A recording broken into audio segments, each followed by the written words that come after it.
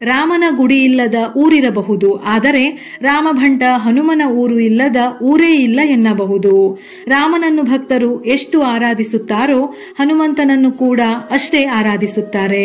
ಪ್ರತಿ ಮಂಗಳವಾರ ಹಾಗೂ ಬಹಳಷ್ಟು ಕಡೆ ಶನಿವಾರ ಹನುಮನನ್ನು ಆರಾಧಿಸುತ್ತಾರೆ. ಹನುಮಂತ ಜನಿಸಿದ ದಿನವನ್ನು ಹನುಮ ಜಯಂತಿ ಎಂದು ಆಚರಿಸಲಾಗುತ್ತದೆ. ಪುರಾಣಗಳ ಪ್ರಕಾರ ಭಗವಾನ್ ಶಿವನ 11ನೇ ರುದ್ರ ರೂಪವೇ ಬಜರಂಗಬಲಿ. ಈ ಬಾರಿ ಹನುಮ ಜಯಂತಿ ಆಚರಣೆ ಯಾವಾಗ? ಪ್ರತಿ ವರ್ಷ ಚೈತ್ರ ಮಾಸದ ಹುಣ್ಣಿಮೆಯಂದು ಹನುಮ ಜಯಂತಿಯನ್ನು ಆಚರಿಸಲಾಗುತ್ತದೆ. ಈ ವರ್ಷ ಹನುಮ ಜಯಂತಿ ಏಪ್ರಿಲ್ 23 ಮಂಗಳವಾರ ಬರುತ್ತದೆ. ಹನುಮಂತನಿಗೆ ಇಷ್ಟವಾದ ದಿನ ಮಂಗಳವಾರ.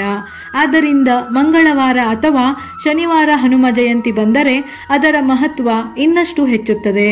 ಹನುಮ ಜಯಂತಿಯಂದು ದೇಶಾದ್ಯಂತ ಆಂಜನೇಯ ಸ್ವಾಮಿ ದೇವಸ್ಥಾನಗಳನ್ನು ಕೇಸರಿ ಧ್ವಜದಿಂದ ಅಲಂಕರಿಸಲಾಗುತ್ತದೆ. ಆ ದಿನ ಭಕ್ತರು ಹನುಮಂತನ ಆಶೀರ್ವಾದಕ್ಕಾಗಿ ಸುಂದರಕಾಂಡವನ್ನು ಪಠಿಸುತ್ತಾರೆ. ರಾಮನಾಮವನ್ನು ಜಪಿಸಲಾಗುತ್ತದೆ. ದಾನ ಉಪವಾಸ ಮಾಡಿ ಸುಂದರಕಾಂಡ ಪಠಿಸುತ್ತಾರೆ. ಪಂಚಾಂಗದ ಪ್ರಕಾರ ಚೈತ್ರ ಪೌರ್ಣಮಿಯು ಏಪ್ರಿಲ್ 23ರಂದು ಮುಂಜಾನೆ 3:25 ಪ್ರಾರಂಭವಾಗಿ 24ರಂದು ಬೆಳಿಗ್ಗೆ 5:18 ಕೊನೆಗೊಳ್ಳುತ್ತದೆ. ಹಾಗಾಗಿ ಏಪ್ರಿಲ್ 23ರಂದೇ ಹನುಮ ಜಯಂತಿ ಆಚರಿಸಲಾಗುತ್ತದೆ. ಈ ಸಮಯದಲ್ಲಿ ಚಂದ್ರನು ಕನ್ಯಾ ರಾಶಿಯಲ್ಲಿ, ಸೂರ್ಯನು ಮೇಷ ರಾಶಿಯಲ್ಲಿ ಸಾಗುತ್ತಾನೆ. ಹನುಮಂತನ ಕೃಪೆಯಿಂದ ಭಕ್ತರು ಎಲ್ಲಾ ರೀತಿಯ ಸಮಸ್ಯೆಗಳಿಂದ ಮುಕ್ತರಾಗುತ್ತಾರೆ. ಹನುಮನು ಅಂಜನಿ ತಾಯಿಯ ಗರ್ಭದಿಂದ ಹುಟ್ಟಿದ್ದರಿಂದ ಆಂಜನೇಯ ಎಂದು ಕರೆಯುತ್ತಾರೆ. ಈಗ ಅಯೋಧ್ಯೆಯಲ್ಲಿ ಬಾಲರಾಮನಿಗೆ ಪ್ರಾಣ ಪ್ರತಿಷ್ಠೆ ನಡೆಸಲಾಗಿದೆ. ಅಲ್ಲೂ ಕೂಡ ಹನುಮಂತನಿಗೂ ಪೂಜೆ ಸಲ್ಲಿಸಲಾಗುತ್ತದೆ. ರಾಮಾಯಣದಲ್ಲಿ ಹನುಮಂತನಿಗೆ ಪ್ರಮುಖ ಸ್ಥಾನವಿದೆ. ತ್ರೇತಾಯುಗದಲ್ಲಿ ಜನಿಸಿದ ಹನುಮಂತನು ರಾವಣನ ವಿರುದ್ಧ ಯುದ್ಧ ನಡೆಸಲು ಸೀತೆಯನ್ನು ರಾವಣನಿಂದ ಕಾಪಾಡುವಲ್ಲಿ ಪ್ರಮುಖ ಪಾತ್ರ ವಹಿಸಿದ್ದಾನೆ.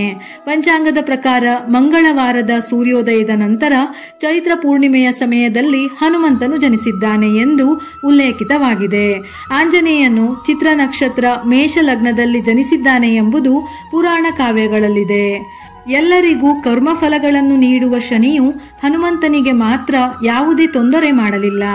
ಆ ಕಾರಣದಿಂದಲೇ ಶನಿದೋಷ ಇರುವವರು ಹನುಮಂತನ ಆಶೀರ್ವಾದ ಪಡೆಯಲು ಹನುಮಾನ್ ಚಾಲೀಸವನ್ನು ಪಠಿಸುತ್ತಾರೆ. ಇದನ್ನು ಪಠಿಸುವುದರಿಂದ ಮನಸ್ಸಿನಲ್ಲಿರುವ ಎಲ್ಲಾ ಭಯಗಳು ದೂರವಾಗುತ್ತದೆ. ನೀವು ದುಷ್ಟಶಕ್ತಿಗಳಿಂದ ಪ್ರಭಾವಿತರಾಗುವುದಿಲ್ಲ.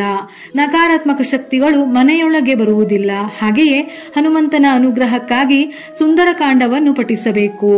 ಆಂಜನೇಯ ಸ್ವಾಮಿಯ ಆಶೀರ್ವಾದಕ್ಕಾಗಿ ಶ್ರೀರಾಮನ ನಾಮಸ್ಮರಣೆ ಮಾಡುವುದು ಕೂಡ ಒಳ್ಳೆಯದು. ಹನುಮ ಜಯಂತಿ ದಿನ ಭಕ್ತರು ಹೇಗೆ ಪೂಜಿಸಬೇಕು? ಹನುಮ ಜಯಂತಿಯ ದಿನ ಸೂರ್ಯೋದಯಕ್ಕೆ ಮುನ್ನವೇ ಎದ್ದು ಸ್ನಾನ ಮಾಡಿ ಅಂದು ಉಪವಾಸ ಮಾಡಬೇಕು.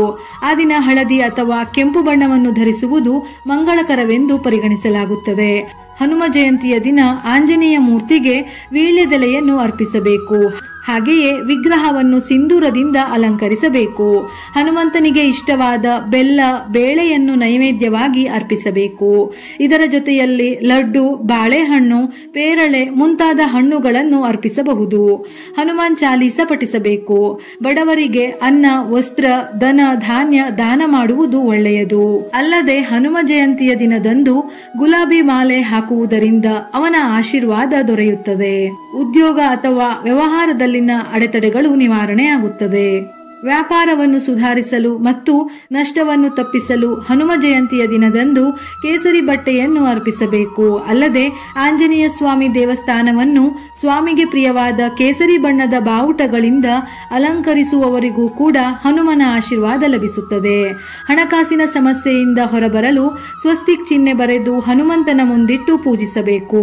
ನಂತರ ಆ ಕಾಗದವನ್ನು ಮನೆಯಲ್ಲಿ ಒಂದೆಡೆ ಸುರಕ್ಷಿತವಾಗಿಟ್ಟರೆ ಹನುಮನ ಆಶೀರ್ವಾದದಿಂದ ಸಮಸ್ಯೆ ದೂರಾಗುತ್ತದೆ. ಜ್ಯೋತಿಷ್ಯ ಶಾಸ್ತ್ರದ ಪ್ರಕಾರ ಹನುಮ ಜಯಂತಿಯ ದಿನ ತುಪ್ಪದ ದೀಪವನ್ನು ಹಚ್ಚಬೇಕು. ಹೀಗೆ ಮಾಡುವುದರಿಂದ ಹನುಮಂತನ ವಿಶೇಷ ಕೃಪೆ ನಿಮ್ಮದಾಗುತ್ತದೆ. ಧಾರ್ಮಿಕ ನಂಬಿಕೆಯ ಪ್ರಕಾರ ಹನುಮ ಜಯಂತಿಯ ದಿನದಂದು ಹನುಮಂತನ ವಿಗ್ರಹಕ್ಕೆ ಹಚ್ಚುವ ಸಿಂಧೂರವನ್ನು ನೀವು ಹಣೆಗೆ ತಿಲಕ ರೂಪದಲ್ಲಿ ಹಚ್ಚಬೇಕು. ಇದರಿಂದ ನಿಮ್ಮ ವ್ಯಾಪಾರ ಹೆಚ್ಚಾಗುತ್ತದೆ. ಈ ದಿನ ತಪ್ಪದೆ ಸುಂದರಕಾಂಡ, ರಾಮಾಯಣ, ರಾಮರಕ್ಷಾ ಸ್ತೋತ್ರ ಇತ್ಯಾದಿಗಳ ಪಠಣ ಮಾಡಬೇಕು. ಇವುಗಳನ್ನು ಹನುಮ ಜಯಂತಿಯ ದಿನ ಓದುವುದರಿಂದ ನಮ್ಮಲ್ಲಿರುವ ಭಯ ಕಡಿಮೆಯಾಗಿ ಧೈರ್ಯ ಹೆಚ್ಚಾಗುತ್ತದೆ. ವಿಡಿಯೋ ಇಷ್ಟ ಆಗಿದ್ದಲ್ಲಿ ಮರೆಯದೆ ಲೈಕ್ ಮಾಡಿ. ಹೆಚ್ಚಿನ ಮಾಹಿತಿಗಳಿಗಾಗಿ ನಮ್ಮ ಫೇಸ್ಬುಕ್ ಪೇಜ್ ಅನ್ನು ಫಾಲೋ ಮಾಡಿ. ಇದೇ ರೀತಿಯ ಮನಮುಟ್ಟುವ ಉಪಯುಕ್ತ ಮಾಹಿತಿಗಳಿಗಾಗಿ ಮತ್ತೆ ಭೇಟಿಯಾಗೋಣ.